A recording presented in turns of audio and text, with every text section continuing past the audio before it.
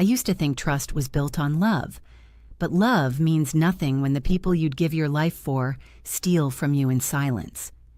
The night I opened my banking app and saw the numbers drain from my account, my world didn't shatter with noise. It cracked quietly, like porcelain under pressure.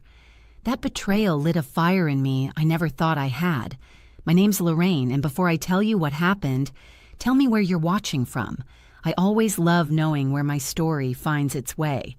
Maybe someone out there needs to hear it tonight. I'm 62, a retired nurse from Savannah, Georgia. For most of my life, I believed in working hard, saving quietly, and trusting my family. My husband, Harold, passed 10 years ago, a good man steady as the tide. When he died, I promised him I'd stay strong, keep the house paid off, and live with dignity. I did just that. I budgeted, cooked for myself, planted tomatoes, and built a cushion of savings that made me feel safe. My rainy day fund, I called it. My son, Daniel, was my only child. Tall, kind, a little lost since his father's death, but with a heart that used to make me proud. When he introduced me to Tiffany, his new girlfriend, I tried to like her. She was younger than him by almost 8 years, with perfect hair, expensive perfume, and a smile that felt rehearsed. Still, I told myself, if she makes him happy, that's what matters. When they got married, I stood in the front pew and prayed she'd see Daniel the way I did. A man worth loving for his soul, not his wallet. But the signs were there early on. Tiffany would make comments, little jabs wrapped in sugar. "Lorraine, you're so old school," she'd laugh, stirring her coffee with one of those long acrylic nails. "You still pay your bills in person? You've got to get with the times." I'd smile and say, "Old school got me this house and a debt-free life." Daniel would chuckle awkwardly, always caught between his mother and his wife. I let the comments roll off because peace mattered more to me than pride. When Daniel lost his job at the logistics company during the pandemic, I didn't hesitate. I transferred money to help them with their rent and groceries. "It's temporary," he'd said. "We'll pay you back as soon as we can." "Don't worry about it," I told him. "Family helps family." And when Tiffany texted me a week later, "You're an angel, Lorraine. We're so grateful," I believed her. The months rolled on. I started noticing subtle shifts. Tiffany stopped calling me Mom and started saying Lorraine in that clipped tone, like she was setting a boundary I didn't understand. When they'd visit, she'd scroll through her phone while I tried to make conversation. One day, she mentioned, almost casually, "You know, it'd be so much easier if you let me set up automatic payments for your utilities. I can manage them for you. You hate all that tech stuff." I hesitated. She was right. I wasn't great with apps and passwords, but something about her eagerness made me pause. "Oh, I'm fine," I said gently. "I like keeping track myself." She laughed softly. Okay, just thought I'd help." A few weeks later, Daniel came by with a laptop. "Mom, Tiffany's great with online banking. She can show you how to manage your savings more easily." He sounded so proud, so trusting that I gave in. I let her sit beside me, her manicured hands typing as she said, "Let's make it simple so you don't get locked out." She helped me log in, adjusted some settings, and wrote my password down, just in case. That was the first mistake. After that, things seemed normal again. I baked pies, watched my shows, and thought I was just helping my son and his wife through a tough time. But little things started bothering me. Tiffany's new handbag that looked far too expensive for an unemployed couple, the brand new TV delivered to their apartment, the way Daniel avoided my eyes when I asked how job hunting was going. Then one Sunday afternoon, as I washed dishes after they'd left, I remembered something Tiffany had said earlier. "Once you go digital, you'll never go back, Lorraine." I didn't know what she really meant by that, not yet, but I was about to learn that sometimes helping means handing over the keys to your own downfall. And I was already standing at the edge. It started with whispers, the kind you can't quite prove you heard, but you feel them, sharp as a needle prick under the skin. One evening, Daniel and Tiffany came over for dinner. I'd made pot roast and cornbread, Daniel's favorite since he was little. While I was in the kitchen, I heard their voices drift from the living room. I wasn't trying to eavesdrop.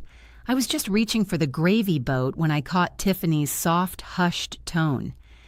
"She'll never check the bank statements," Tiffany said, giggling. Daniel whispered something back I couldn't make out. Then she added, "She trusts you too much." I froze. The words sliced through the air like a blade, quiet but deadly. For a second, I thought maybe I'd misheard. Maybe she said, "She'll never check the back statements," or "She'll never check the bag." I told myself my mind was playing tricks, that I was tired, that love for my son shouldn't turn into suspicion. When I walked back into the room, they both smiled like nothing happened. Tiffany stood up to help clear the table. Daniel kissed my cheek and said, "Thanks for dinner, Mom." But I could feel it, that strange stillness between us, like a lie floating in the air, invisible but heavy. I tried to sleep that night, but the whisper wouldn't leave me. "She'll never check the bank statements." The next morning, I brushed it off. I told myself I wasn't one of those paranoid mothers. But small things began to bother me. "My debit card got declined at the grocery store," said the cashier said. "Maybe it's a system error, ma'am." I laughed it off, paid with cash, but my stomach twisted. When I got home, I decided, for the first time in weeks, to log into my bank account. It took me a moment to remember the new password Tiffany had helped me set up. My hands trembled as I typed it in, and then I saw it. 4 withdrawals, all within the past 10 days. $200, $800, $500 to $300, each labeled "Transfer to Joint Account." My eyes scanned the notes beside each transaction. Home improvements, personal expenses, reimbursement. But I live alone. I hadn't approved any of those. For a second, I thought maybe it was a mistake. Maybe Daniel had used the wrong account. Maybe it was some automatic payment gone wrong. But as I scrolled, my pulse quickened. The amounts weren't random. They were targeted. Every few days, small chunks disappearing, like a slow bleed. I sat there staring at the screen until my reflection blurred in the glass. Then I saw one transfer note that made my mouth go dry. For Tiffany, approved by L. Smith. My name, forged. My first instinct was to call Daniel, but something, maybe pride, maybe heartbreak, stopped me. I wanted to understand what was happening before I confronted anyone, so I called the bank. The woman on the other end was polite, efficient, and oblivious to the storm rising in my chest. "Mrs. Smith," she said, "the transfers were made online using your login credentials. The device was registered to your son's address." My throat tightened. "My son's address?" "Yes, ma'am, that's what our system shows. Everything matches authorization." I thanked her, hung up, and sat there in silence. My hands wouldn't stop shaking, not from fear, from rage. I remembered Tiffany's voice again, soft and smug. "She'll never check the bank statements." Well, she was wrong. That night, I couldn't eat, couldn't sleep. I kept replaying every small thing.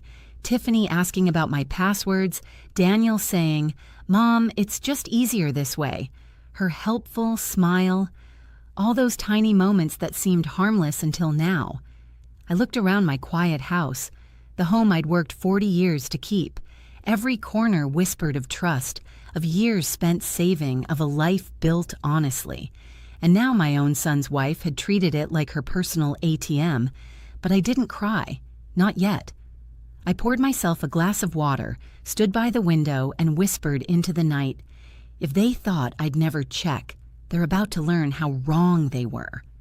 I was done being the kind, naive mother who believed love made people honest. Now I was going to find the truth. And when I did, I'd make sure they'd never forget what they took from me.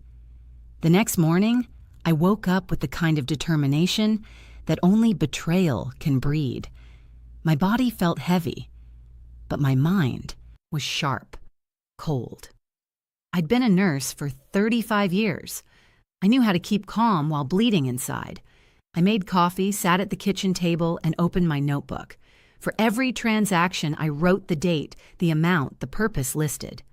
Home improvements, personal expenses, reimbursement, lies, typed neatly beside my name. By noon, I was sitting across from a bank manager named Mr. Rivera, a man I'd known since he was a teenager starting as a teller. "Lorraine," he said kindly, "let me pull up your account activity." His fingers tapped the keyboard, the sound echoing like a ticking clock. After a moment, his expression changed, polite professionalism melting into quiet concern. "These authorizations were all verified with your signature," he said, turning the screen toward me. "See here?" I leaned in. My stomach turned. My name, L. Smith, scrawled in digital ink beside each transaction. "That's not my signature," I said flatly. He hesitated. "It's an e-signature generated from an uploaded sample. We have a file on record." "A file?" My heart dropped. "Who uploaded it?" He clicked through a few windows, frowning. "This upload came from an IP address linked to—" He stopped mid-sentence. "To your son's residence." For a moment, I just stared at him. I heard the hum of the fluorescent lights, the faint shuffle of paper in the background. Then, like a cold wave, the truth sank in. It wasn't a hacker or a system error. It was them. I thanked Mr. Rivera, forcing a polite smile even as my insides twisted. When I walked out into the Georgia heat, the world looked the same. Blue sky, traffic, sunlight spilling over brick sidewalks. But it all felt wrong. I'd raised my son to know better. I'd raised him to be better. When I got home, I sat at my desk and opened my old email account. That's when I found it. A message from the bank dated 2 months earlier confirming authorization to link joint access for Daniel and Tiffany Smith. Attached was a PDF of the signature. My name, looped just like mine, but slightly off. The R curved differently.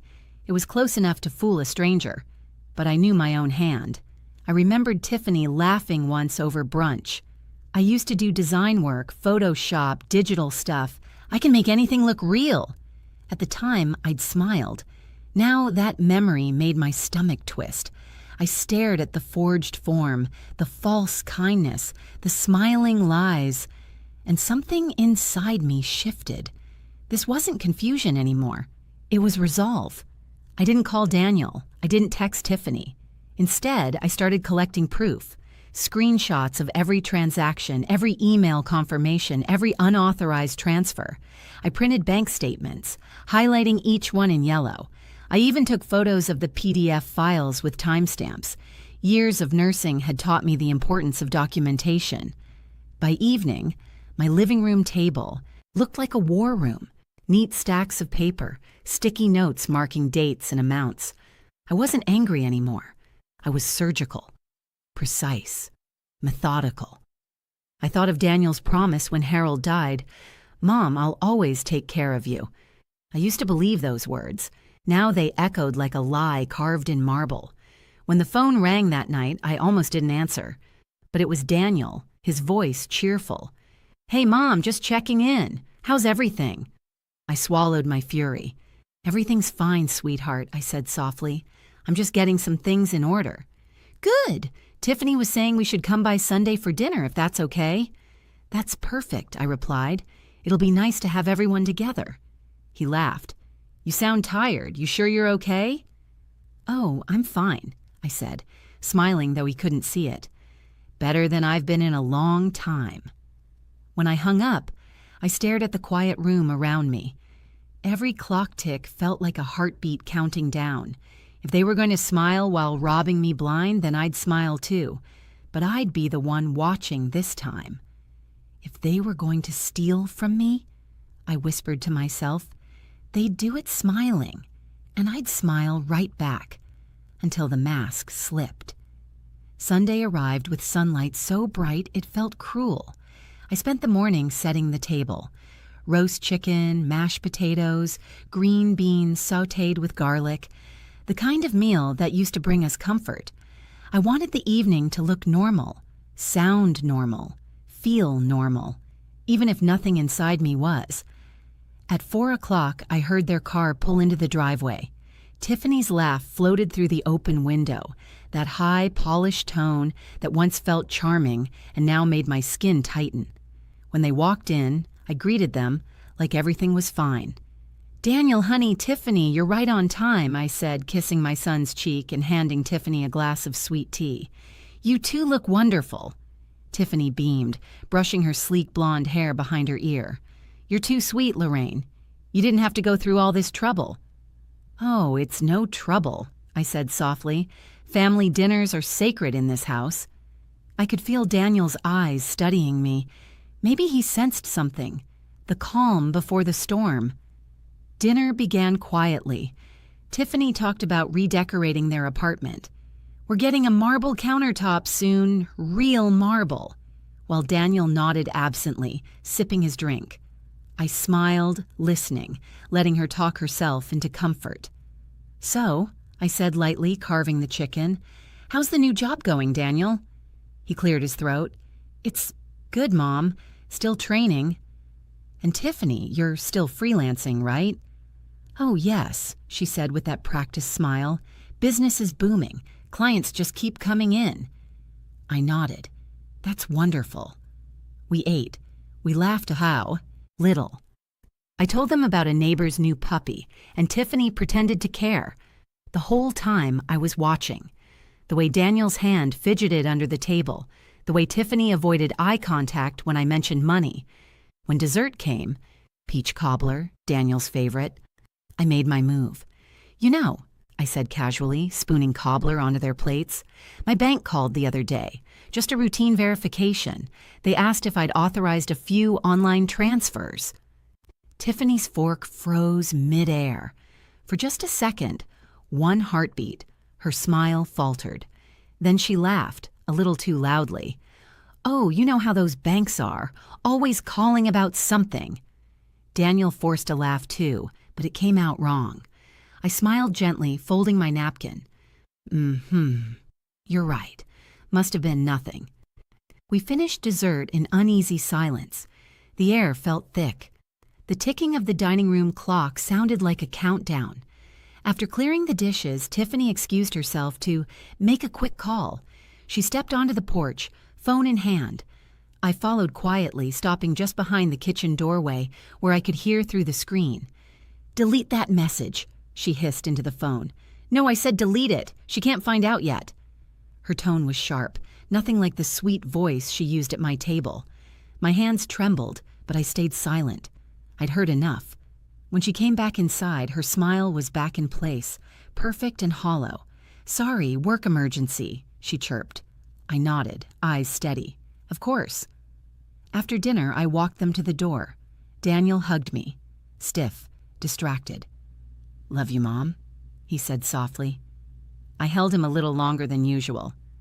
"I love you too," I whispered. "Always."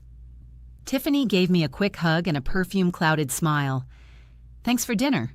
We'll see you soon." When the door closed and their car disappeared down the road, I leaned against the frame, exhaling slowly. The silence of the house pressed around me, heavy but familiar. On the table, 2 untouched glasses of tea still glistened under the light. Hers and his. I walked back, stared at them for a long moment, and whispered, "If they want to play games, they chose the wrong opponent." That night, I took every document, every screenshot, every forged file I'd collected, and placed them neatly into a brown envelope labeled Truth. Tomorrow, that envelope would find its way to someone who knew exactly what to do with it. And when it did, I promised myself, the next time we all sat at a table, they wouldn't be smiling. By Monday morning, my kitchen table had transformed into a battlefield, not of weapons, but of truth. Stacks of papers, bank printouts, highlighted withdrawals, and the folder marked Truth sat like a quiet army waiting to march. I'd slept maybe 2 hours, but my mind was clear. I wasn't the woman they thought they could outsmart anymore. I called Ms. Daniels, my old neighbor and friend, a retired lawyer who'd once handled estate disputes. "Can you come by?" I asked simply. "It's about Daniel and his wife." She arrived that afternoon, her gray hair pulled back in a tight bun, her tone calm but sharp as ever. "Lorraine, show me everything." For the next hour, I laid it all out.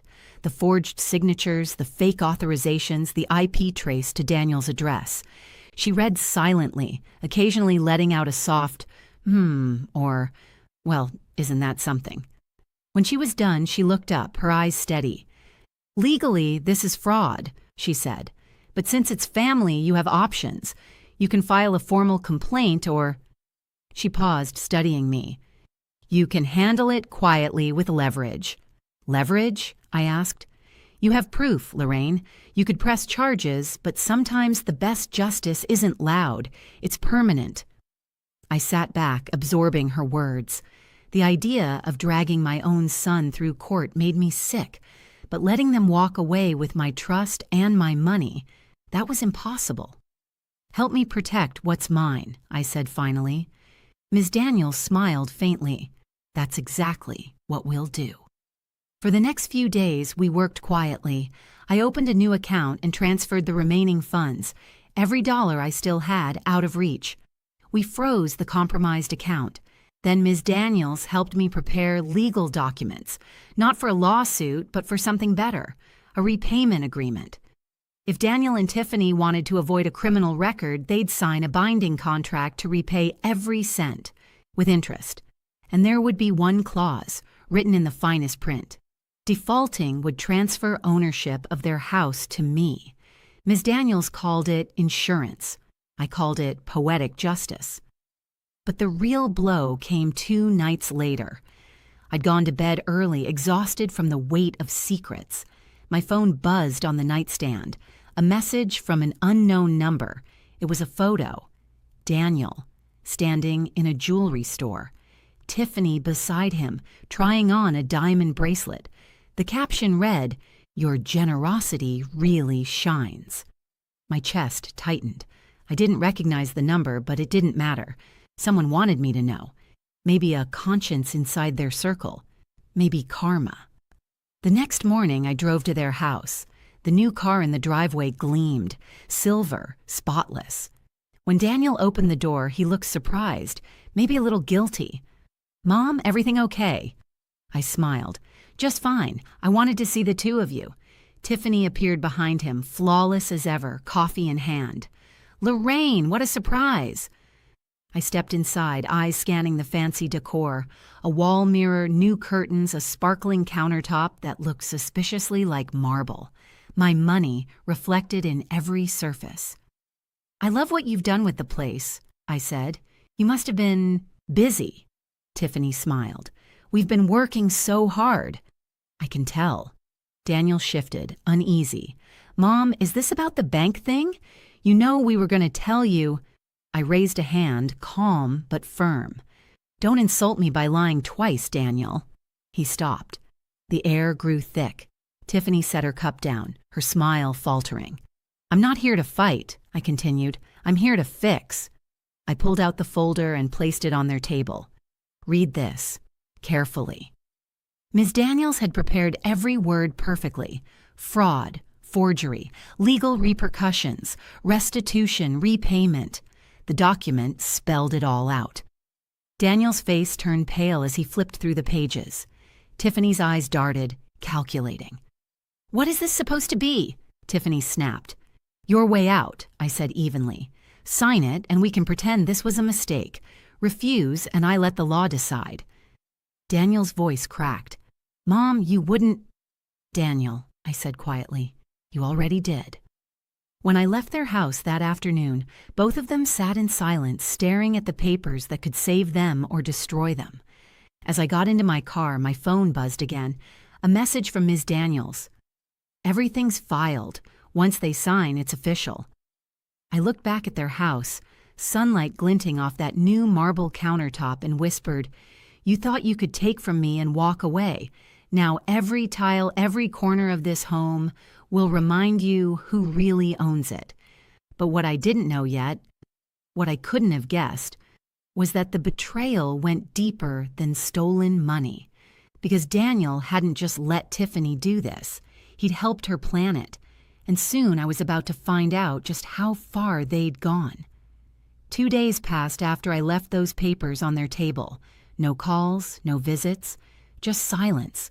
the kind that weighs on your chest like a confession waiting to surface. I spent those days pruning the garden, reorganizing old photo albums, doing anything to stop myself from pacing. But every so often I'd glance at my phone, half expecting Daniel to reach out with an apology. He didn't. On the third evening, my doorbell rang. Through the frosted glass, I saw Daniel's shadow. Shoulders slumped, head bowed. I opened the door slowly. Tiffany wasn't with him. His eyes were red, the kind of red that comes from guilt, not tears. "Mom," he said quietly, "can we talk?" I nodded and led him into the living room, the same room where he'd built Lego towers as a boy. Now he couldn't even look me in the eye. He sat, hands clasped together. "I didn't mean for it to go this far," he began. "Tiffany said we'd pay you back. She said it was temporary." "Temporary," I repeated, the word heavy on my tongue. "Like a storm or a lie." He flinched. "Mom, I just thought—" I cut him off, my voice calm but firm. "You thought I wouldn't notice. You thought your mother, the woman who kept this family afloat for 40 years, was too old, too trusting, too soft to see through your little scheme." He looked down, silent. "Do you know what hurt most?" I continued. "Not the money, not even the forgery.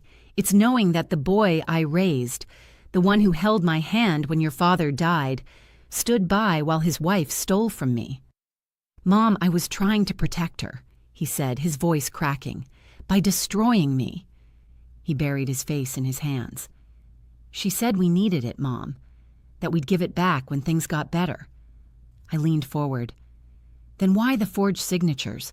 Why the lies? Why the whisper? She'll never check the bank statements." He froze. The blood drained from his face. "You heard that?" "Yes," I said simply. "I heard everything." He looked defeated, shoulders sagging, voice barely a whisper. "She said you'd never find out." "Oh, I always find out," I replied. "I just give people time to reveal who they are first." Tiffany arrived halfway through our conversation, slamming the door behind her. "Lorraine, what is this?" she snapped, waving the signed agreement I'd left them. "You can't threaten us with legal action. We're family." I stood up, steady, every inch of me calm steel. Family doesn't steal. Family doesn't forge. Family doesn't humiliate their elders and call it help. She rolled her eyes, masking fear with arrogance. "You're overreacting. You've got plenty of money. What's a few thousand?" "A few thousand?" I said softly. "You think I care about numbers? You took my peace. You took the last bit of trust I had in my own child." For a moment, no one spoke.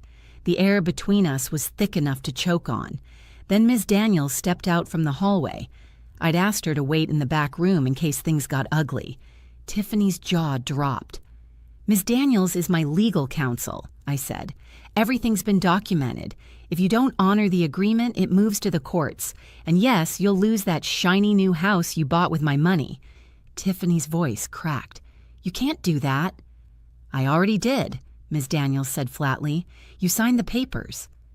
Daniel looked at his wife, pale, trembling, furious, then at me.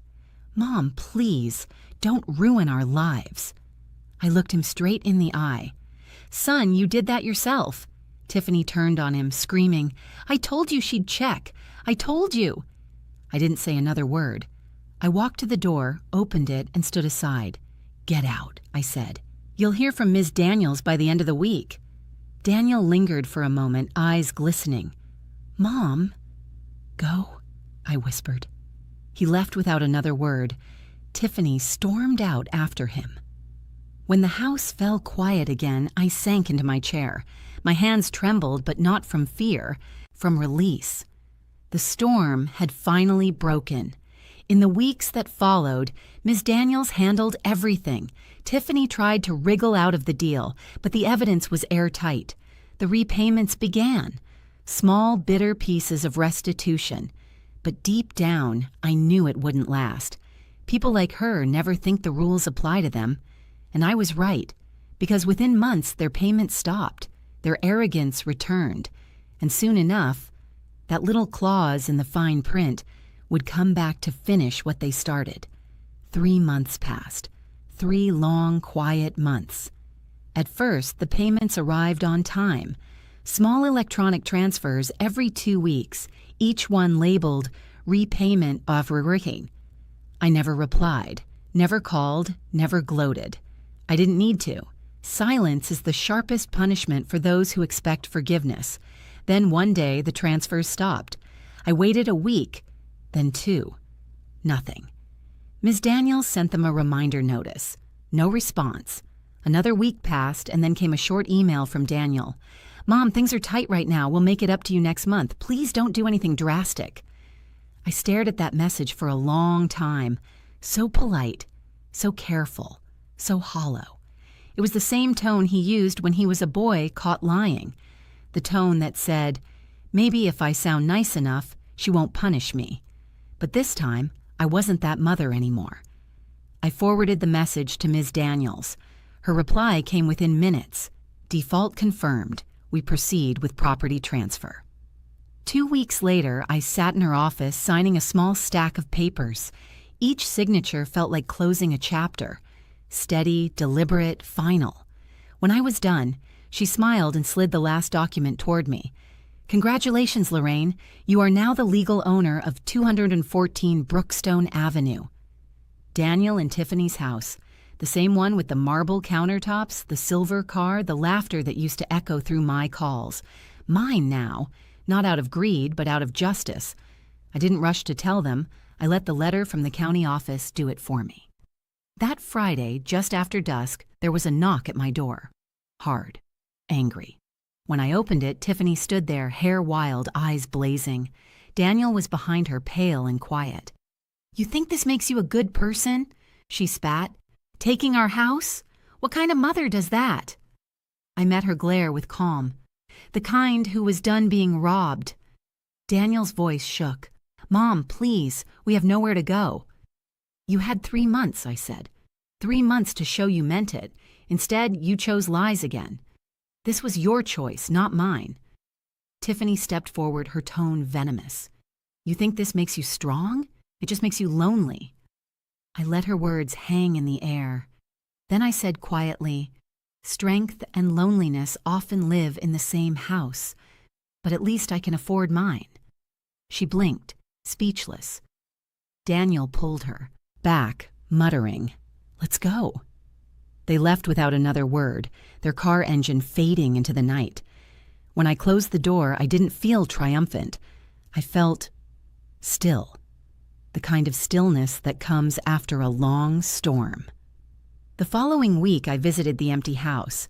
Their furniture was gone, but faint outlines of their lives remained. A nail in the wall, a child's photo left behind in a drawer, the faint scent of Tiffany's perfume. I walked through each room slowly, touching the cool marble counter, the smooth banister, the polished floors, all the things my stolen money had bought. In the master bedroom, sunlight streamed through half-drawn curtains. Dust floated like glitter in the air. It felt less like victory and more like closure. Before leaving, I placed a single note on the kitchen counter. "You thought I'd never check the bank statements, but I built my life by paying attention. Lorraine." Then I locked the door behind me. That evening, as I sat on my porch with a cup of chamomile tea, the sunset painted the sky gold. I thought about Harold, about the life we built through honesty and work, about Daniel, the son I still loved, even if I couldn't trust him anymore. And I thought about all the women like me, mothers, widows, grandmothers, who give too much and ask too little until someone reminds them how powerful they really are when they finally say enough. I smiled to myself, soft but certain.